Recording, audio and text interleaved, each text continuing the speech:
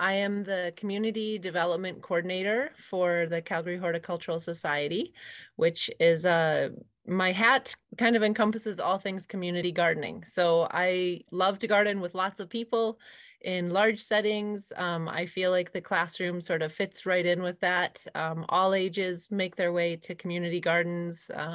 So yeah, a lot of things that apply in the community garden setting easily translate right into the school setting as well.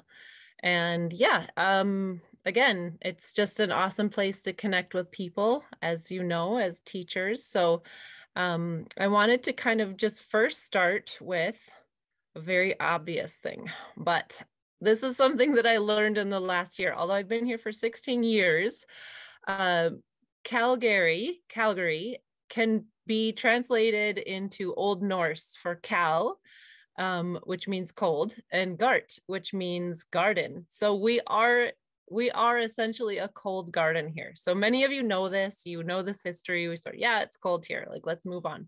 But when we think about it in terms of gardening, it is really important to understand our place.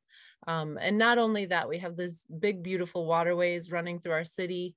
We get our indigenous name Mokinstis from our indigenous folks who live here and have lived here long before any settler activity.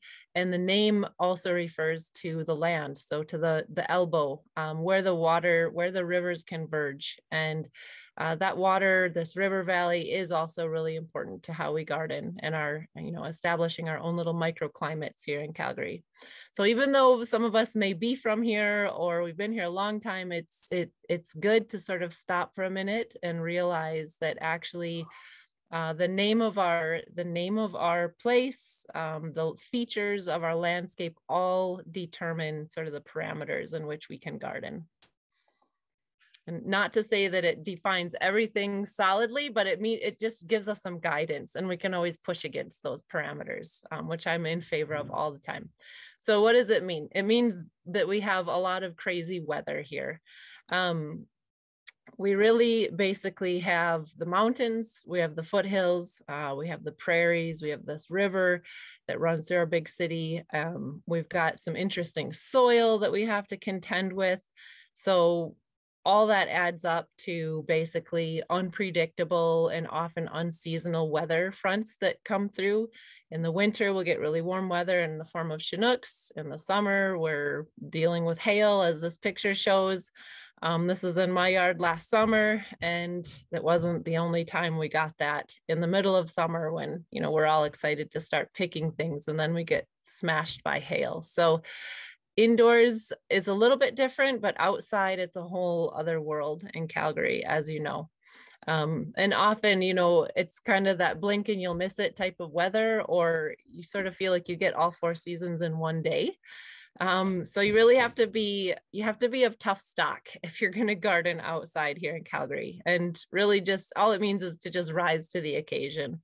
So when you do survive your first outdoor gardening season, and you can look back and be somewhat reflective, you'll notice that technically, and this is not always the case because of this big weather that we have to deal with, we generally have about 110 to 115 frost-free gardening days.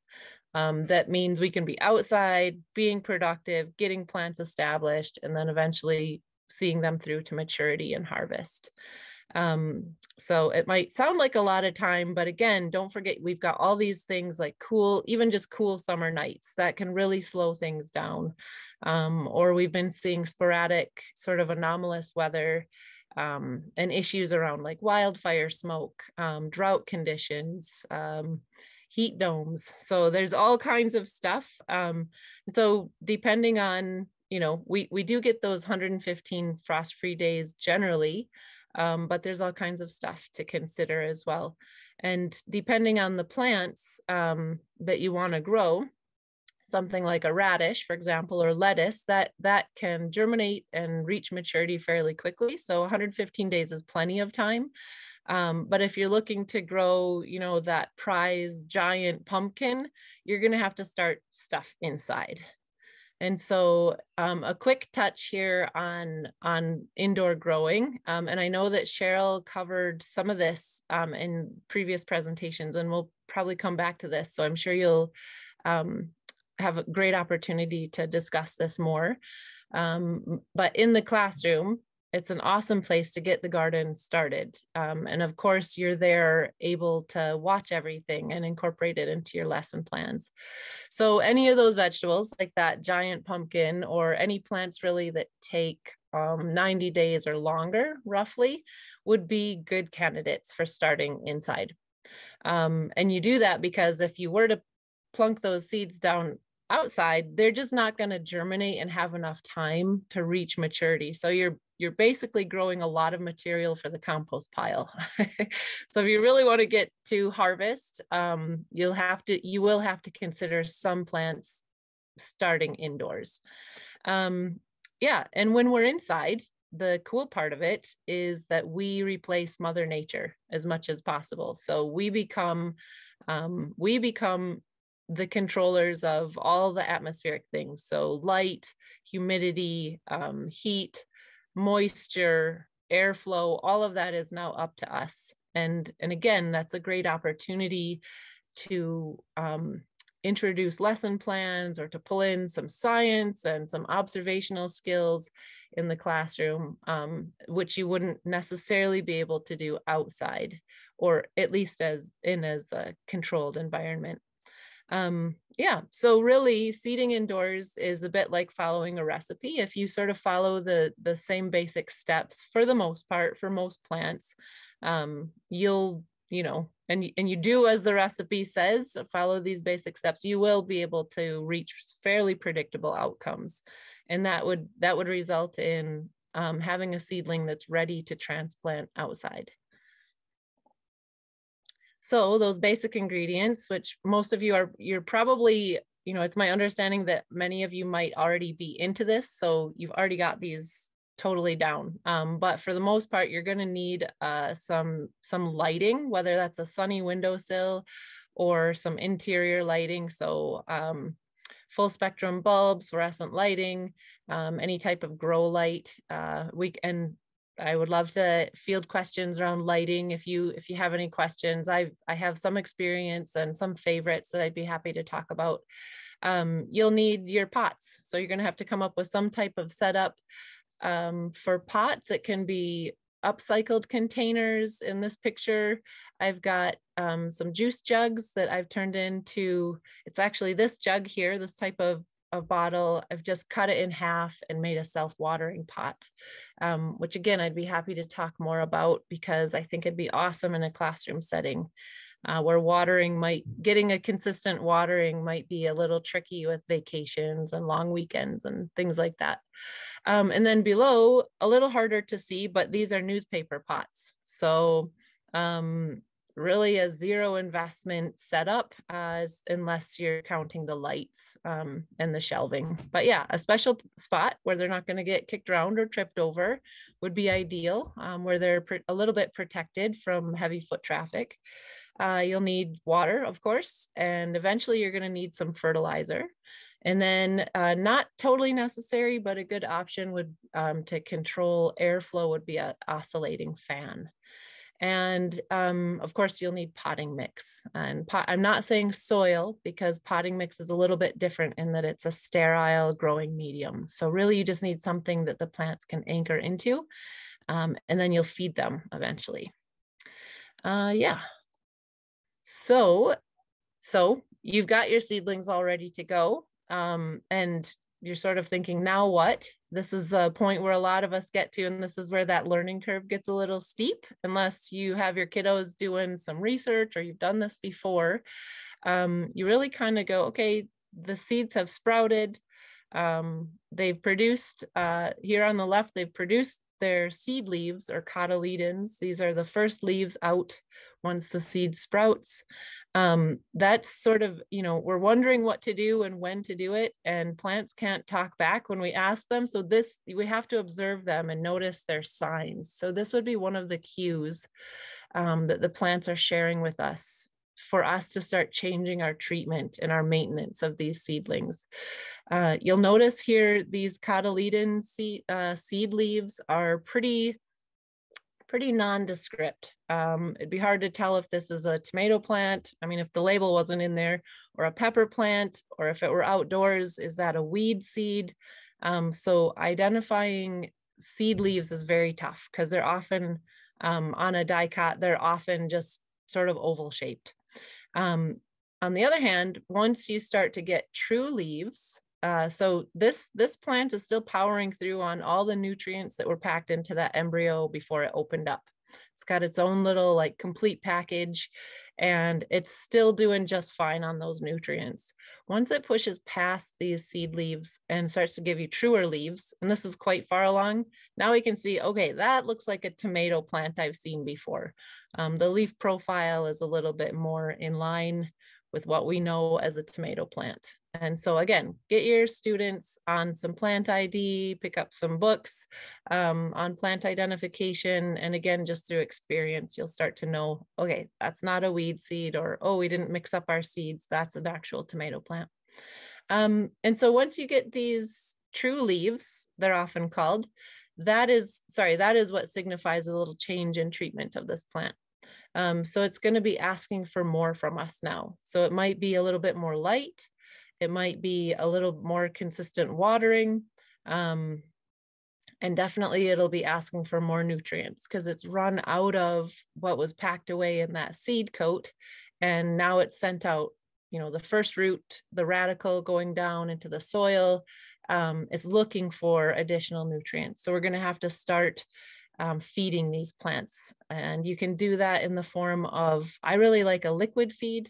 So let me see, I think the previous picture, this shows one that you can purchase. It's basically just a seedling starter feed.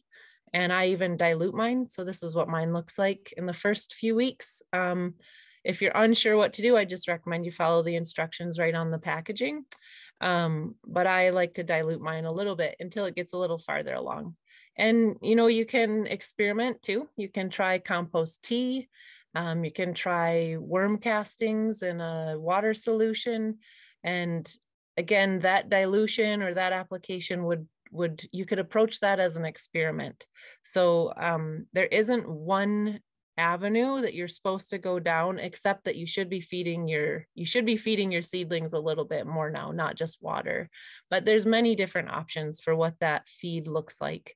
I do like the liquid feed only because it's going to be available right away for the roots of these new seedlings, and they need it right now. They can't wait till any potential microbes in the soil break it down and make it available. So they need it right now. They're hungry. It's like a hungry crying baby. You can't just be like, later. So you have to feed them right away, and you have to feed them in a form that they can uptake really easily.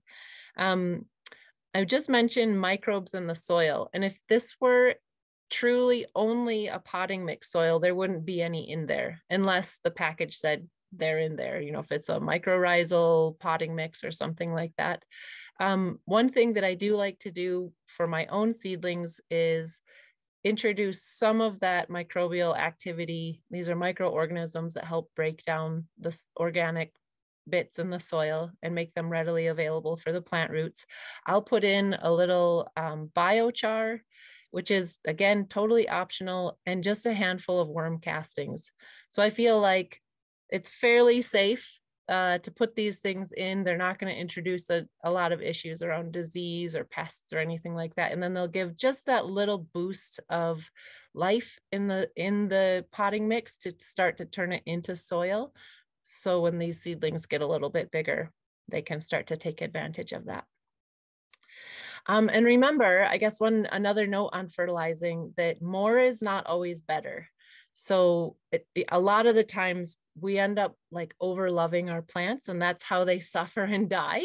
So, and this is really tricky with kids because they go, oh, it's not looking like it's growing very fast. Let's add more water, or let's add more fertilizer. And in the end, what happens is we can either rot out the roots because it's waterlogged, introduce, you know, some issues around fungal stuff.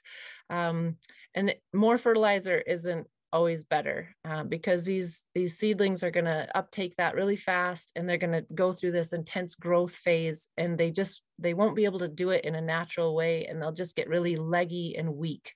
So you don't want to do too much too fast. So again, back to that recipe analogy, it's like adding salt. It's always easier to add a little bit more later than to take it out. So don't feel like you need to boost them too much with fertilizer. And then another thing that we get to pretty quickly is transplanting or potting up. Potting up is the term I like to use if you're going to move your seedling from its original pot into another one, but not take it outside just yet. Technically it's transplanting, but I like to think of transplanting as like relocating the plant altogether. So that, like, outside would be an example of that.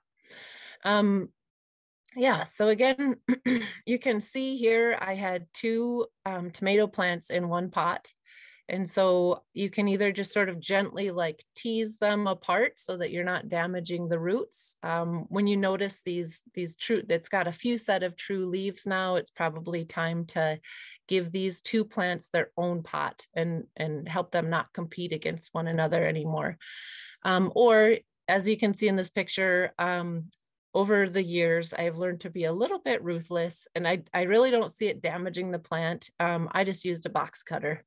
So maybe not something you want to do with your students, but it is quick and easy. And if you're giving a good clean slice to those roots with a clean sterilized blade, the roots will actually just sort of like starfish. They'll just recover very quickly and send out more rootlets and not be stunted in that way. So you just gently tease them apart or cut them, separate them however you can. And with most plants, you're going to put them in a bigger pot and keep the base of the plant where it was in the potting mix at about the same level with the new mix.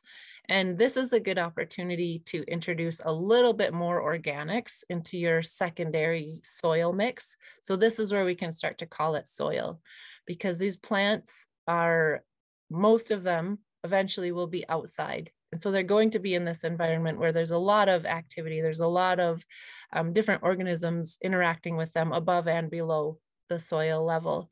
So you can start to do this now in a semi-controlled way. You can buy like a bagged compost. I love sea soil. I tend to stay away from using things directly from my outdoor space, like my own garden soil or my own compost. Even though it's amazing, I like to keep that just fully outside, just so that I'm not introducing any hitchhikers in that soil, whether it's pests or diseases. Just keep that all outside. But you can buy pretty clean bagged compost. Again, you can introduce some things like worm castings, biochar. Biochar is more habitat for these microorganisms than nutrients. A little bit of carbon, I guess, is introduced through that. But again, just very few inputs, but just enough to kind of get the soil turning into something also alive and interacting with the roots. It's no longer just basically a sponge holding those roots in place. Now it is actually interacting with the plant itself, which is good for the plant too, because once it hits the outside, it'll be doing a lot more of that. In this case, in these photos, I wanted to show you with peppers. So a lot of plants in the Solanaceae family, or the nightshade family, which is tomatoes, peppers, eggplants. Those are more of the common food members of the nightshade family. You can bury them a little deeper.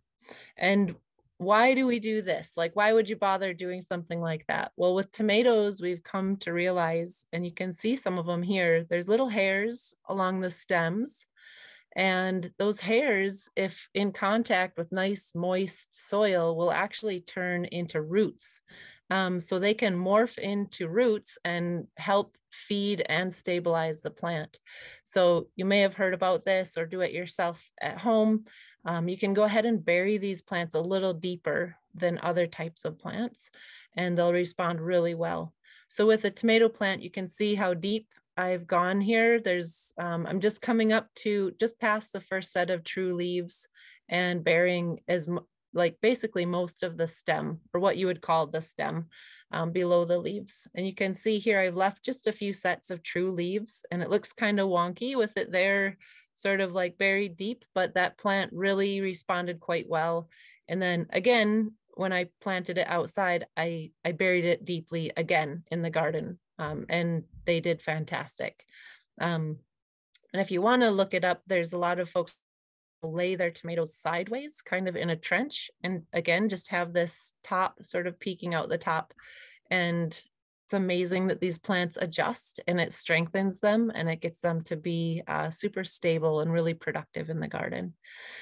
So yeah, that's in a nutshell, that's potting up for what you would do inside.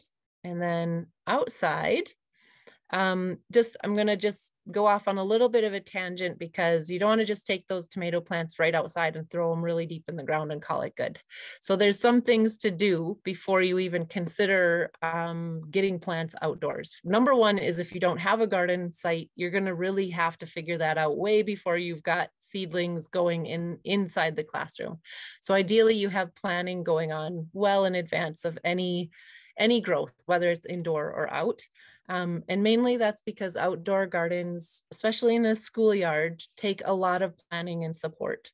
Much like a community garden, this is a photo of a community garden in Bridlewood. It takes everybody. So it really does take a village. Everyone has to be on board with it. You need the proper site, which is going to be someplace that offers at least 6 hours of sunlight a day, ideally almost full sun, if possible. Especially, again, it depends on the plants you're looking to grow, but if most folks are after those food producing vegetables, which are annuals for the most part, and those really love full sun, all day, full sun, all summer long. Some can tolerate a little shade, and we can chat more about which ones those are. But for the most part, you're going to need to look really closely at where you're going to put it. And things to consider would be beyond the sun exposure, wind exposure. You want it to be sort of tucked out of the way, a little bit protected. Located on the south side of a building would be ideal. Maybe not right up against a playground. You want to avoid, not only wildlife, but heavy human foot traffic.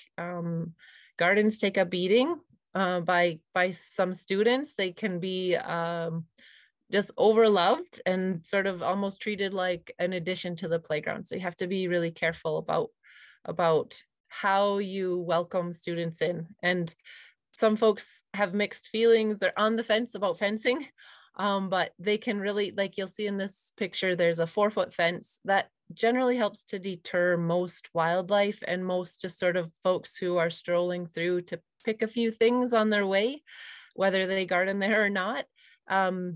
And yeah, it's other community gardens, other school gardens are just wide open. They're wide open to wildlife, to people coming through, to folks having their lunch break there, to kids jumping off the raised beds, all kinds of things. And they just make their way that way. So lots of stuff to consider.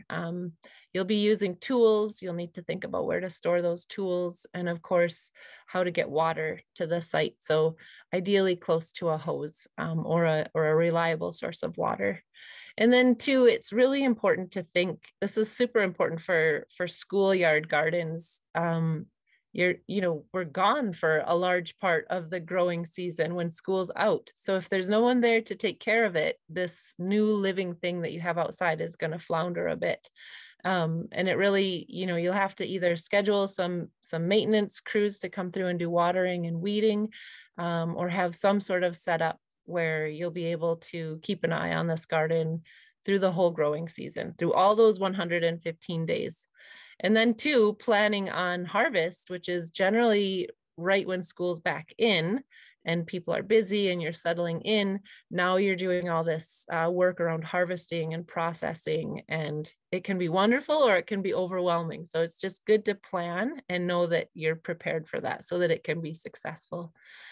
And I also, on a side note, I'm also a landscape designer. So there are ways to do this whole setup in more of a landscaped way, where you can introduce some perennial type food plants, I know there's some schools here in the city that are thinking about planting like an edible hedge.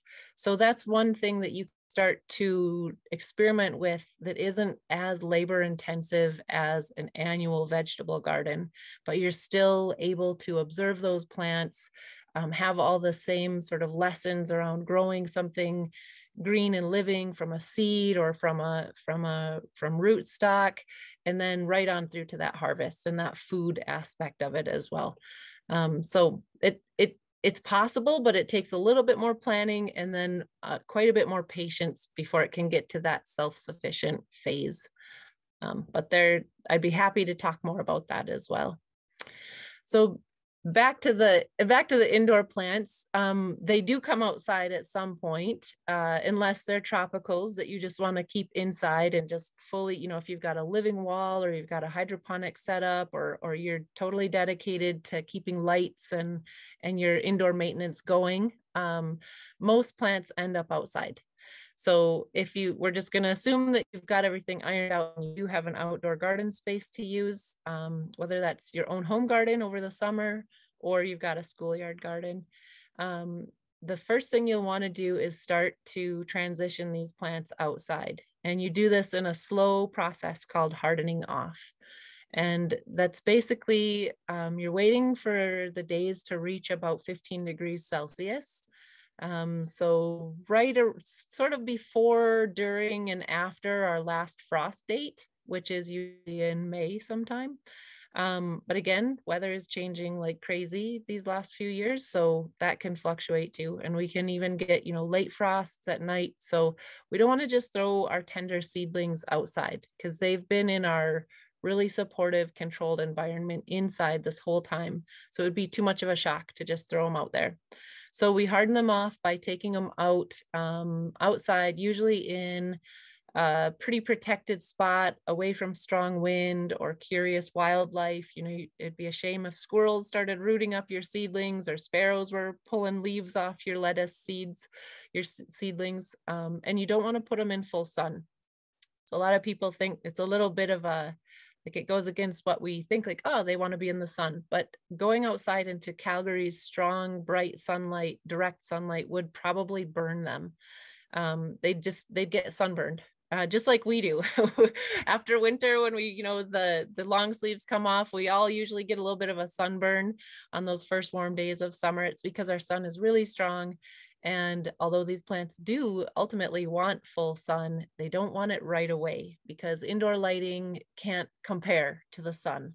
So you're going to find a place with sort of dappled shade, out of the wind, out of the way of people walking, and just leave them out for about an hour the first day. That's it. I like to go kind of later morning when things are warming up, but it hasn't gotten, too hot yet. And then I bring them in. And then the next day, and I bring them in right back into their normal setup. So same indoor lighting, same watering schedule, same feeding schedule, all that. And then the next day I set them out for about an hour longer. Of course, depending on weather, if it's a horrible cold day, I skip that day. I wait again till I've got that 10 to 15, closer to 15 degrees Celsius kind of day. Not too windy. I'm looking at the forecast for the whole day, making sure I don't put them out. And then we get this huge windstorm or rain rushing through. These are your babies, so you got to protect them. And so over the phase of about 7 to 14 days or so, you're increasing the amount of time they're out until the point where you've checked the overnight forecast and the temperature won't drop below 10 degrees or so. And then you start to leave them out all night. You can do that for a few nights up to a week, whatever, till you have time basically to get them in the ground, and just keeping an eye on the weather. And then they're fully acclimatized. They're fully ready to go out. And one reason I love these newspaper pots, which you can see on the left-hand side, this is a $0 setup. Aside from the seeds and the potting mix, this is an old bakery clamshell from Costco and some newspaper. And even the labels are just cut up yogurt containers. So again, really low investment on your seeding setup. I like to I like to go thriftier on that side and spend more on my lights or my fertilizer, or just keep it all really thrifty because, yeah, I spend money on outdoor stuff too. But then you basically pulling them out, you'd have, this is a cilantro plant. You would have this little seedling ready to go in the ground. If this were a plastic pot or other non-biodegradable pot, you would just kind of tease that, you'd tease that root system out, and you don't want to do it by like pulling on the stem. You don't want to yank it out by its neck. So what I like to do, I just flip that upside down, like holding the, if this were the plant, I would sort of put it like this. So I would hold the stem kind of between my fingers and just let it drop out onto my palm, and then gently put it into the prepared hole in the soil. Now, these newspaper pots are so awesome because you don't have to do any of that. That newspaper has vegetable-based ink. The paper decomposes. It's all safe to go in the garden, and it rots away really fast. So I just plant the whole thing, and you can see it there. I just dig the hole, put in a little water, and plant the whole thing. Same root level, unless this were a tomato plant. And away you go. Make sure you label it so that you don't forget what things are if you're not familiar with what the plant looks like yet. And just then you'd continue your maintenance program from inside with the nutrients, and a little less on the nutrients at first, and keeping the consistent watering. And yeah, ideally you're sort of making sure that nothing's going to come trampling them. They're still sort of protected from wind, if at all possible. If you do get a really strong wind, you can go out and sort of cover these. If there's frost in the forecast overnight, again, you can cover them with a clear container, sort of weighted down with a rock. Just basically anything that can accept a bit of precipitation without crushing the plant underneath. It can be an upside down pot, like whatever works to just keep that frost from touching the leaves. Yeah. And so, yeah, you would, once they're outside, I tend to fertilize every 2 to 3 weeks on annuals. And other things to remember would be, now you're contending with weeds. So you have to be pulling weeds so they aren't competing with your plants as they grow. One thing that is always astonishing that we have to remind ourselves, but like, make sure you are actually harvesting. A lot of us will be sort of like, okay, I have my garden growing and I'm just going to wait till September. But really, like the cilantro, if I'm not out there picking it, it's going to go to flower so fast, and I'll have lost my window of opportunity to make like my 2 bowls of salsa or whatever it is I'm going to make from these little cilantro plants. So I have to go out and pinch back those leaves. And this is especially true of herbs and leafy greens. It just helps keep the plant really bushy and producing. Other plants, obviously, if you're growing cucumbers or pumpkins or squash or zucchini, that kind of thing, you'll have to wait till you see the fruits getting more mature, and then you can harvest, usually end of summer and after. And most harvesting kind of begins around July-ish, depending on when you get stuff outside and weather, and goes right on through, sometimes even past our last frost date. So it's pretty common to see locally grown kale and cabbage and Brussels sprouts well into winter. And that's because those plants can actually take getting frozen or getting heavy frost, and they're still edible. They're still harvestable. But ideally, you've got most things in by the end of October, unless you're really wanting to push the boundaries. And then I just wanted to end, this is the last slide here. I wanted to end on troubleshooting. So, and again, this is where a lot of questions come up in the Q&A. So happy to tackle these if I don't cover issues you're dealing with already. But commonly you'll see that nothing came up. So you're sort of wondering, like, what are we doing wrong? Like, we didn't even get anything sprouted. What's happening? And that can mean a few different things. So if your seeds didn't germinate, there's a few things happening. So you'll have to do a little research. Some seeds, some plants don't want light to germinate, so they actually need to be in the dark. I find with my carrot seeds, for example, I'll sow them very lightly under the soil, and I put a board right on top of them. And that board keeps them in the dark. It helps them germinate. And I sort of lift that board after about 10 days, 10 to 14 days, just checking sort of daily in there. And once I see that little green hair, that's that sprouted carrot, then I take the board off. But it took me a few seasons to learn that. And I ask my friends, I do a little research, and that helps my learning curve flatten down a little bit. But other plants will need, if you don't have light on them, they do need light to germinate. So make sure you've got that figured out. A lot of seeds will need some heat. That's sort of their cue that, oh, it's summer. Well, we're tricking them. It's not summer. It's like March in Calgary. So definitely not summer weather. But if we can give them some heat, that will trick them into germinating and things will get started that way. So heat is always a good idea. Or the seeds are old or damaged, and they're just not viable anymore. And so a really simple test for that is to put them into a damp paper towel, fold it up into a baggie, and just give them some time. And if they germinate, they're viable and worth planting. And if they don't, you'll know that your seeds are no good and you'll have to go pick up some new ones. And I guess one last thing would be that maybe, and this is fairly uncommon with indoor seeding, but outdoor happens, maybe you buried them too deep. So a general rule of thumb for myself is I go about twice the depth of the size of the seed. So a larger seed like a bean seed, I'd push it down almost to like my first knuckle because it's a bigger seed. But a basil seed, which is like, ooh, it's like half the size of a poppy seed, I just sort of push those into the ground. I don't even bury them. I just push them in. There's no hole they go into. I just sort of scatter them across the soil and just tamp them in.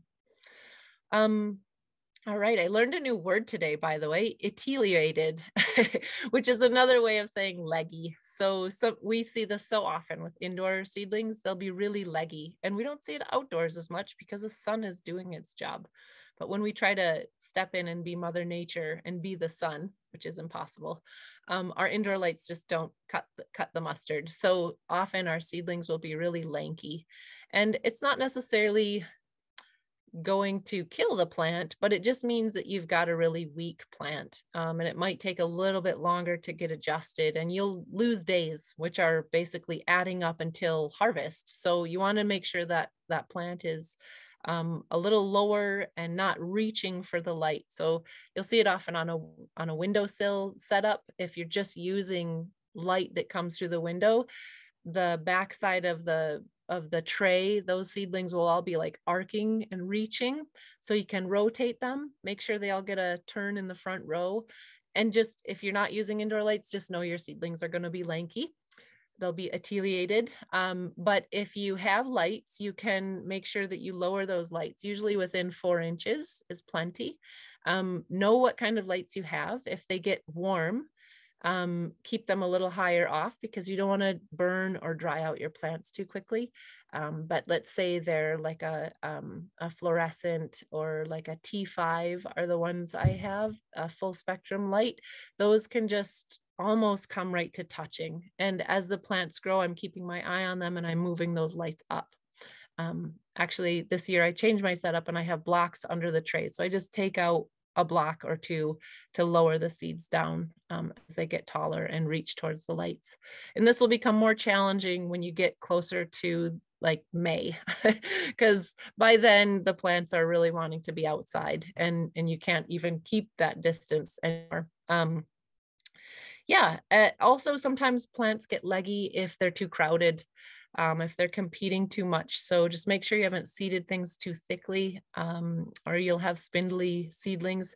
And if that is the case, just recognize it right away, and go ahead and go in and pinch back some of the seedlings. You can either prick them out and transplant them if you're feeling adventuresome, or you can just pinch them right out and thin things down so that they're not crowded out.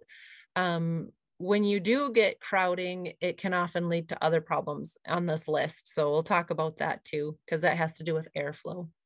Damping off is a really common issue with seedlings, especially when we've used, whether it's our pots or our seeding trays, or our potting mix is not necessarily sterilized, or it's older, maybe it's a potting mix we've had in the garden shed. and we're bringing it inside now, often there is it's a bacterial and fungal issue. So it's not something you've done, it's something you've not done, and that is cleaning things. So you really need to basically, soapy water or some diluted bleach water will do really well if you want to recycle and reuse your pots and your trays. Basically anything that's going to come into contact with these seeds, make sure that it's clean and you're not bringing in outdoor um, disease prone materials into contact with plants. And damping off is what's shown in this picture. So you can just see everything's going great, and then you'll come in one day and it's so heartbreaking. All the seedlings will be just sort of like mowed down. They just look really withered at the base. Excuse me. Like almost like somebody pinched them and walked away, and you're thinking, what happened, you know? And they'll be falling over like that. And unfortunately, once there is damping off, it's too late. So those seedlings, there's no saving them. You'll have to scrap everything, clean it really well, and start again. But yeah, those plants would be too late to save if there's damping off happening. Discoloration is common, or like a different texture to the leaf. If things are basically looking sort of limp or saggy or just not thriving.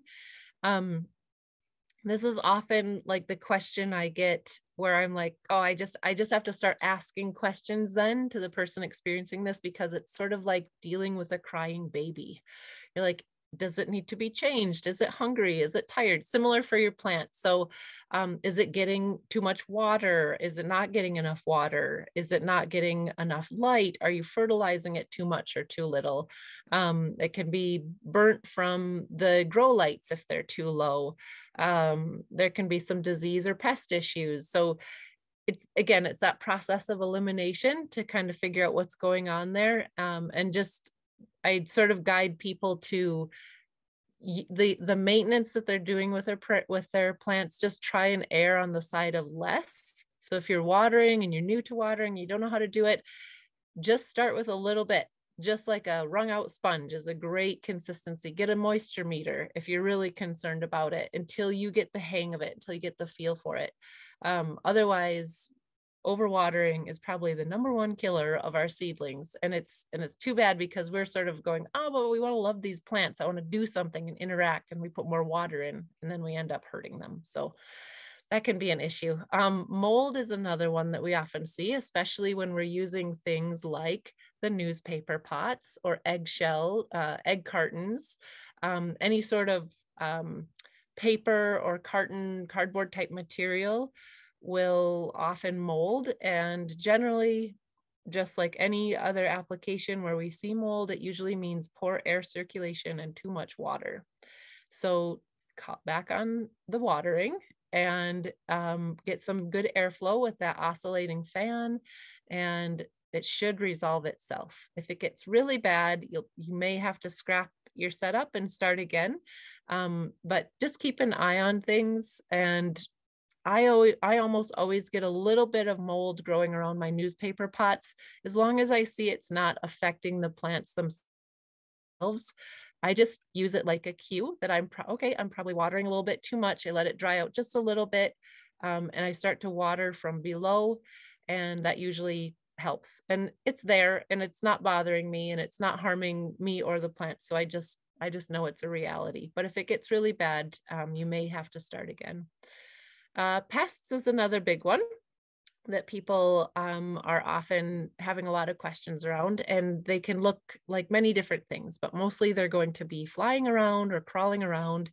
And pests usually come, either they're introduced because they've come in through some contamination, whether that's through the soil or through the structure, like the pots or the trays or something like that, or they're already on one of your house plants or another plant within proximity, and they're all excited about this new food source they have, or a new area for them to lay eggs in. So you'll see like fungus gnats would be an example, and they're just tiny little black gnats that buzz around and sort of crawl on the surface of the soil.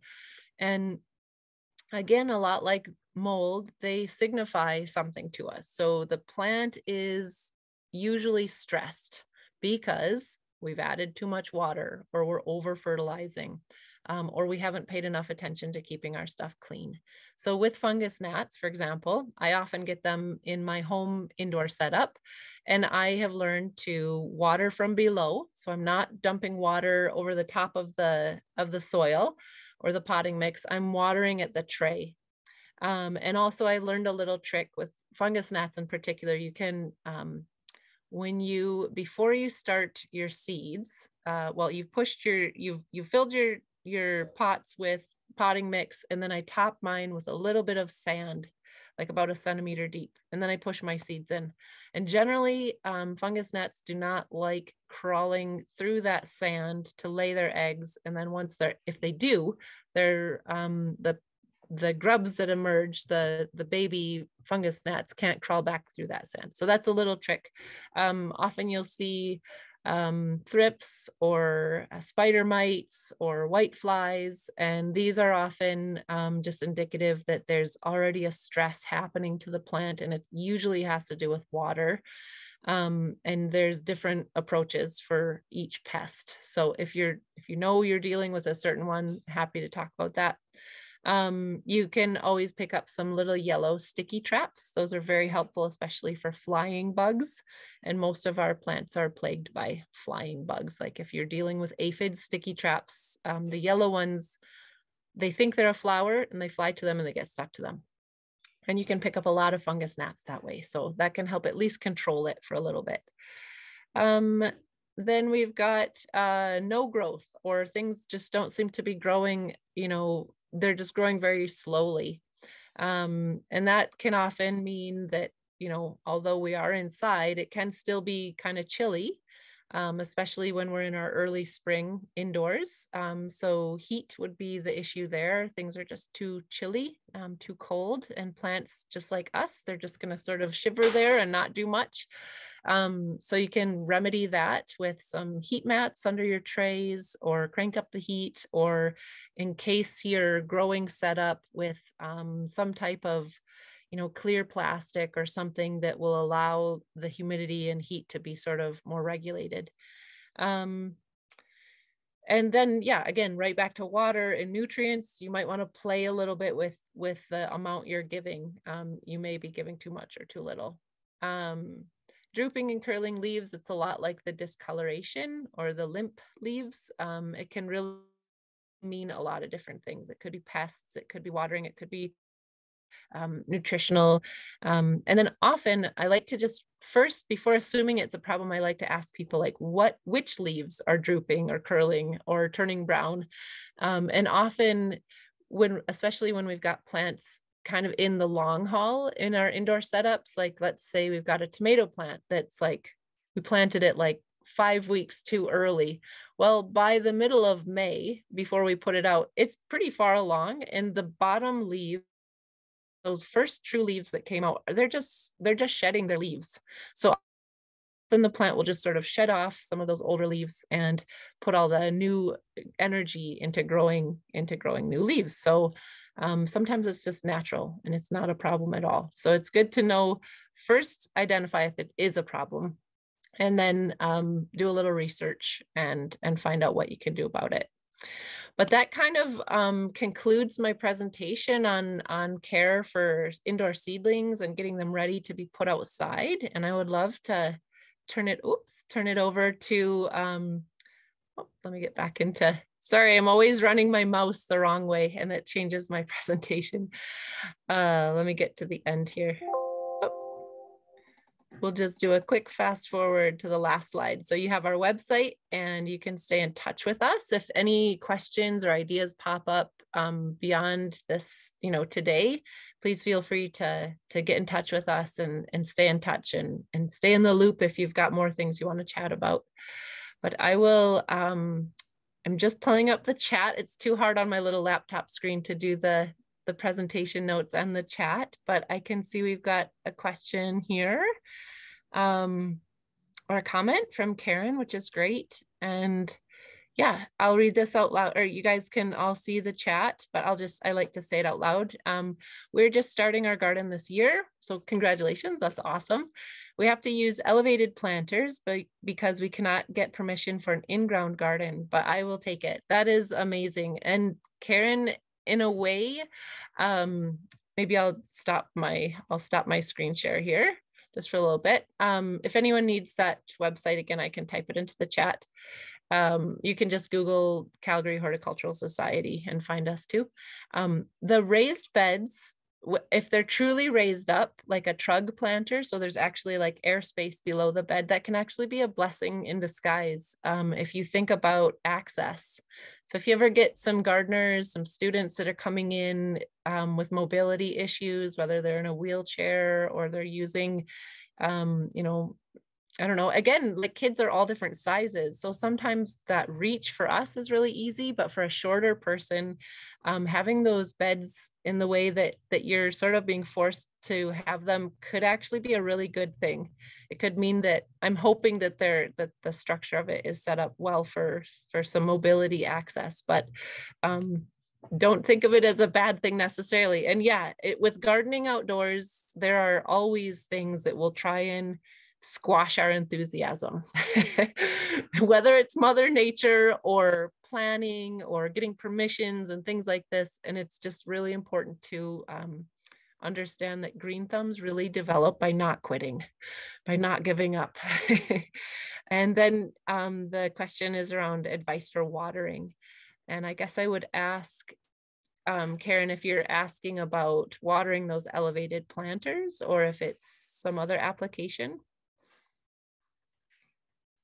If people want to unmute and ask stuff, join me, that'd be great. Or if you want to type it into the chat, that's fine too. Actually, our seedlings that we just potted up. So great, that's wonderful. If you can see your seedlings have germinated and, oh, so you potted them up. Okay, so you've already transplanted them once into bigger pots. So once they're a little bit larger, they tend to need just a little bit more of a drink. I find that germinating seeds, as long as they're kept sort of consistently damp, not overly damp, again, that sort of wrung out sponge is the hallmark of a good moisture consistency in your potting mix. That's pretty good. What I would do is my first approach would be to water from below. Now you can start to water from below, and that really encourages those first roots to start going down instead of like searching aimlessly for where to get their water from. And it'll also help with any pest issues, any mold issues. You're watering from below and you're not introducing a whole bunch of water that just sort of trickles over everything. And the plant, as long as I try to get mine sitting in probably about, I don't know, maybe a millimeter at first. Like it doesn't seem like enough. You just sort of fill the tray just so that it's a millimeter up the side of the pots. And then get your students to really see how long does it take for that water to be absorbed. And so now, because you're not overwatering, now you can say, oh, that was really fast. That took 10 minutes. Or wow, we came in the next day and the water is still sitting there. So then you can adjust and you can take notes. And it's a good idea to have like a spreadsheet or somewhere where you can record when you watered, how much, how long it took to absorb. Just get the students really involved and record keeping and observing. Have a little journal or whatever they're comfortable doing. If you've got Google Docs, whatever works well, just get your kiddos to like input all that info so that you can start to look for trends. And you can start to like graph that and notice, oh, okay, well, now that we're like almost, 8 weeks into our seedlings, now they need they need almost double the amount of water they needed 6 weeks ago, something like that. And then you can use this next year or the next time you run your lesson again, you'll know, and you can help steer the students towards finding that out on their own. So yeah, watering, it seems so simple, but like honestly, watering is one of the biggest mysteries of caring for plants. I'm going to read this out loud again too, just for the recording here.